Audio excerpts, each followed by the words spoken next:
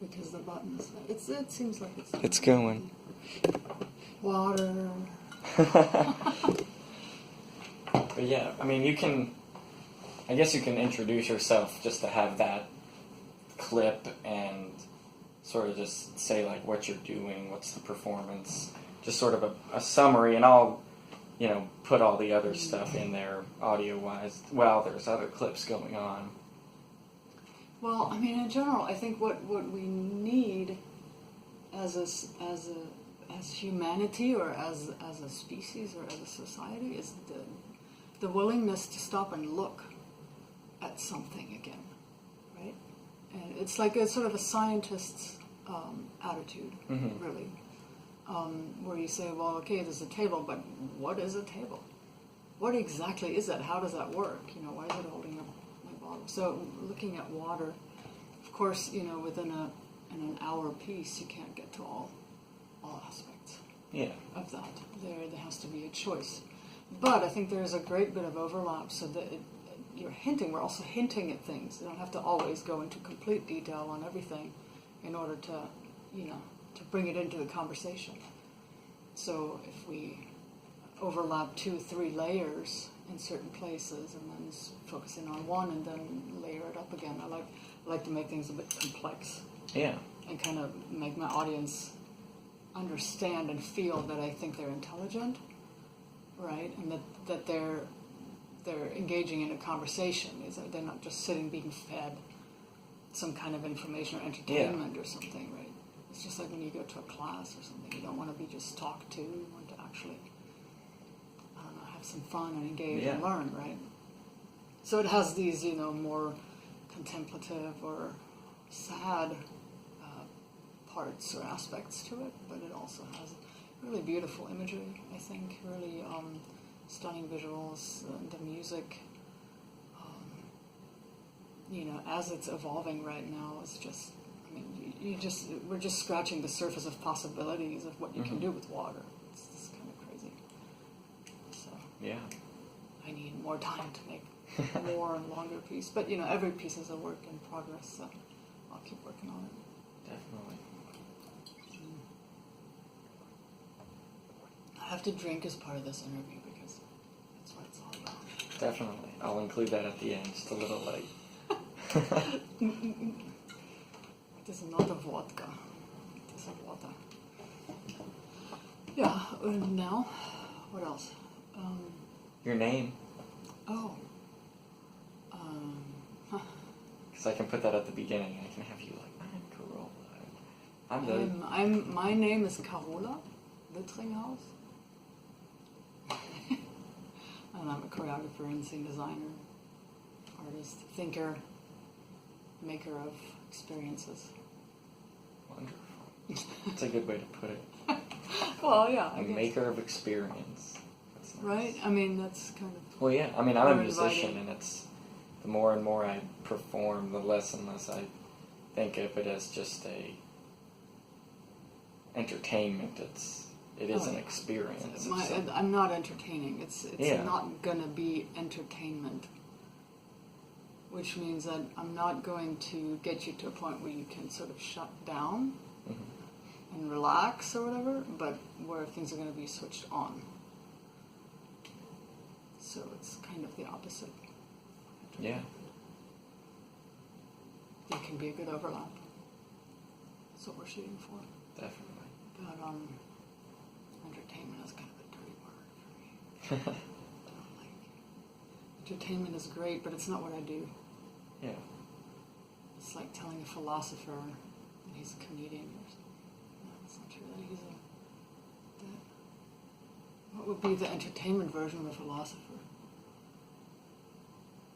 A comedian would be maybe but one. Comedians can be really, in Germany there's a difference. There is different kinds of comedians. Yeah. And cabaretist is somebody who has political interest, criticism. Political criticism within humor. So you would translate that to comedian too, I think here. So well, philosopher. Like a rapper. Or like a trash novel writer or something. Yeah. Like a I don't know, Hallmark movie. Yeah. I don't know. Whatever.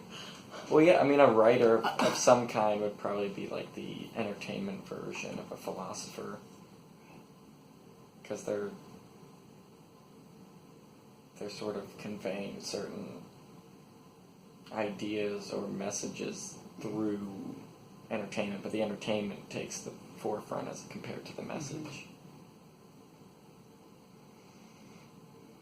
I would say entertainment takes a back seat, although you can, because it is visually so striking, you could zone out, put on headphones, not listen, not think, and just watch. You could do that if you wanted to. Yeah. But it's not my goal. You know. So, maker of experiences or a maker of conversations. That's really what I want. You know, for people afterwards to ask and comment, you know, and give something back. Not like, oh, thank you, that was great, let's go have a pizza. But like, so in the scene you were saying that blah, blah, blah, blah, blah, blah. And is that how you were thinking about it? Or my opinion would be that, you know, something, it's a conversation, really. Yeah. That I'm after. And you can have this conversation with kids. And usually when we do question-answer sessions afterwards, they're like 45 minutes to an hour with kids even. And they ask really interesting questions. Yeah. What are some of the different elements in the show that you're kind of using? The different elements, let's see. I wish I had my script scenario here. Easier to remember everything. But so we're starting out with, can you feel... No, first we started with I am. What kind of water are you? So if I say, well, this is going to be a piece about water, then probably, I assume, most people have some image of water pop into their head. What was that? Was it a swimming pool? Was it an ocean? Was it the faucet doing the dishes, peeing, whatever, right? Water of some sort. So we're looking at what kind of water do you associate with? What comes first into your mind? What kind of person or character are you that you think of that water?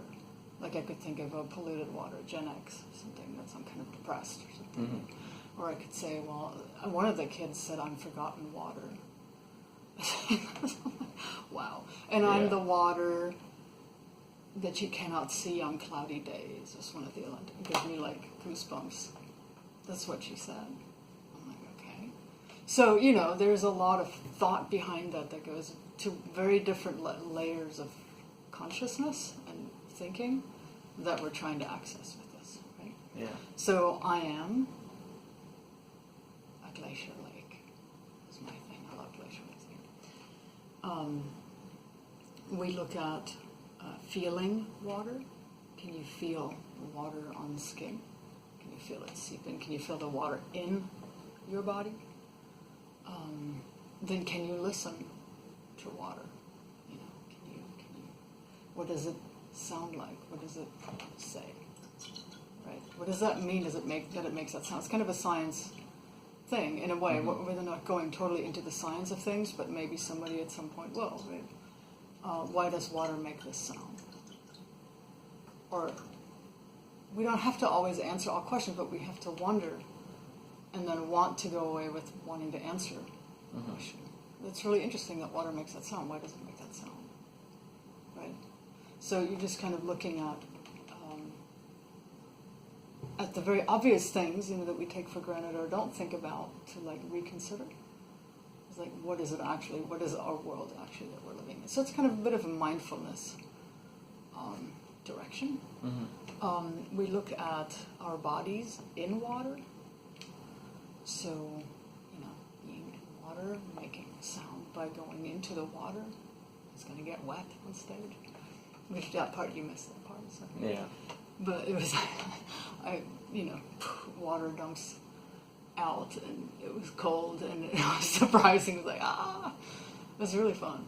So we're having fun. We're doing stuff that you're not supposed to do, right? Mm-hmm. Like shower without a shower. We look at what kind of sounds water makes. Again, also steam and other things, and ice and this and that. And also sort of discover the music in that, in these natural sounds. I mean, there's people who record rotations of planets, and it sounds a certain way. Mm-hmm. It gives you some information about what our universe is, what who are we in relation to these ways of experiencing our world. And bodies of water, right? There's bodies of water, and then there's the body of water. It changes. If you pour it into a cup, it's a cup shape. If it's a bottle, it's a bottle. It becomes, if I drink water, now with this Gen X issue, somebody was saying, our water comes from the Cape Fear River. We are the Cape Fear River. Mm-hmm. And everything that gets dumped into it or added at the treatment plant. So, water in our bodies in water, water bodies, body water, pollution, stewardship, and then this big element at the end is coming together to discuss, explore, and solve.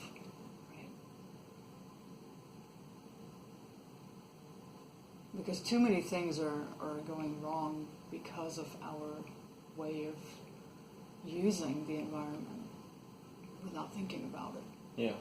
Right? So I go and wash my hair with shampoo. I go and do my laundry with this and with bleach and this and that. And everybody does that. How much accumulates, how much, and the populations are growing. Right? So thinking about what am I actually doing? So what are my actions causing? To be aware of how you live and what your effect is. Yeah. Right? And then the centerpiece, that visual centerpiece of this work is that sculpture, that big canopy of 6,000 bottles, plastic bottles,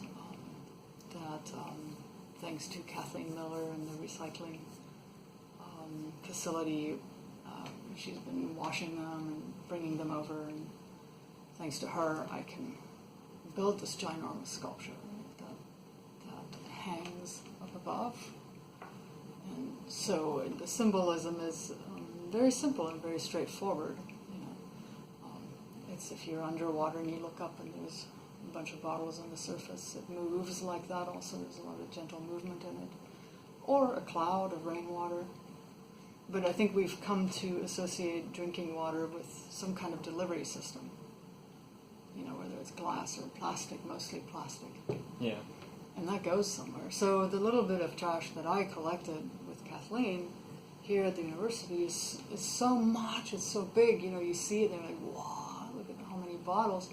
But that's just one little tiny millisecond in the billions of years of trash, what I mean? I mean, if I compare the amounts of trash that are generated in the world every day or every year, that's like nothing. Yeah. And it's huge. So it's a visual installation type situation that in itself already conveys the message that I want to bring across. And the message also that I'd like to bring across, or something I'd like to point out, that we have come to see beauty in the way we do things. Driving cars, fast cars, having, Teflon-coated clothing so the water repels off of it, and all these things. It's really beautiful, but if you really look at it, it's really ugly because of what it does. Teflon is the chemical, that causes this Gen X and other chemicals to be released in the water. So, this sort of convenience that we have in our lives has another side. So the bottle drop, that looks really beautiful, but it's really ugly. Yeah. Right? So it looks really cool. And that's always my problem with entertainment. It's all about cool. Yeah. But just look a little further, just a little further, and then go down in the rabbit hole, right? And it's probably one of the messages of Alice in Wonderland, is to go deeper and question and keep wondering, and not just take what you get, the first answer you get presented. Mm-hmm. Just keep questioning. So, yeah. And I think children are really prone to questioning. You know, they want to know.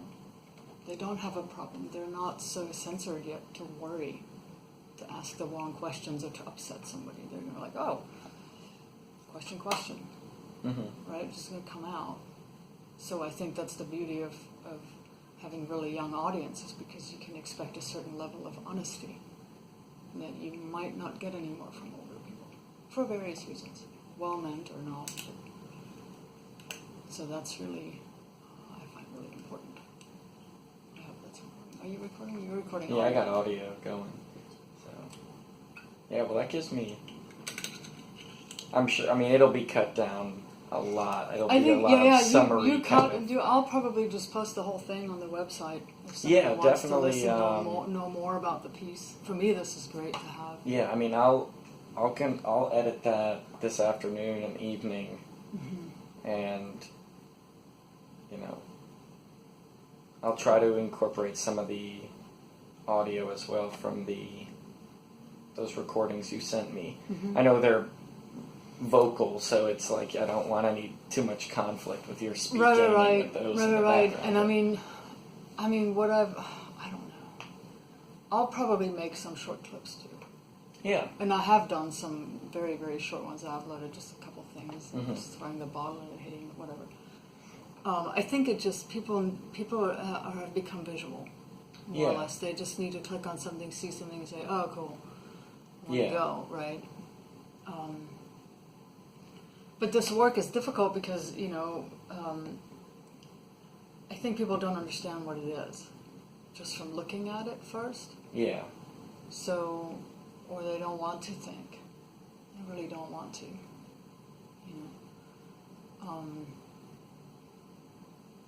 Maybe they're hoping to bring their kids to a show where they can just zone out. But it's really for them. It's not just for young audiences. It is really for all audiences, and it's not. I'm not just saying that to get them in the door. It's really for all audiences, because everything that the kids are interested in, I find interesting, and there are more sophisticated questions that come out of that they might lack the experience, the life experience for, but they do not lack the intellect. To ask certain questions that where we're like, oh wow, how did you come up with that? That goes right to the heart, even though they might not realize it always. So to make the piece with kids together is really powerful, I thought. I like that process very much. Yeah. So. Definitely. Well, yeah, if you post this, I can pull it and get bits. The one part I really liked was when you were kind of going through all the different questions that were being asked, like, what the first thing that comes to mind when you think of water and all those kind of things. That might be the meat of the video, or I'll find other bits and pieces and kind of I mean, I don't know how many many little things you're planning on making up until the premiere or after that for the November. I mean, Kristen was definitely interested. You could take little different topics, perhaps. You could say, okay, I'm going to make one on this topic, and then I mean, I think for this sort of first video, something that kind of gives the idea of what is this. Right. What's going on, and I liked how I was going to ask you to elaborate kind of on the sculpture, but you went into that sort of on your own, which is good, so I'll include that, and you'll be, while you're talking about that, I'll show some of the clips I got of, the set, or not the set, I guess, but the sculpture and kind of the breadth of that, and I like how you said 6,000 bottles seems like a lot, but it's really not. It's just one, tiny little. I mean, Kathleen makes selections. She, at some point, we said just the light blue or clear. So that's, a lot of bottles are green or red or yellow. So that's really only, Yeah, even within the selection she had available. Right. It's only a small percentage.